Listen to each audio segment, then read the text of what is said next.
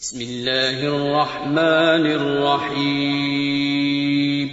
شروع اللہ کا نام لے کر جو بڑا مہربان نہایت رحم والا ہے۔ ويل لكل همزة لمزة الذي جمع مالا وعدده يحسب أن ماله أخلده كلا لينبذن في الحطمة وما أدراك ما الحطمة نار الله الموقدة التي تطلع على الأفئدة إنها عليهم مؤصدة في عمد ممددة۔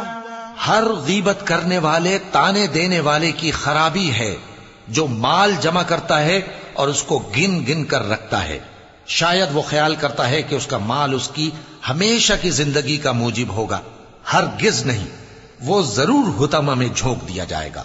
اور تم کیا سمجھے کہ حطمہ کیا ہے؟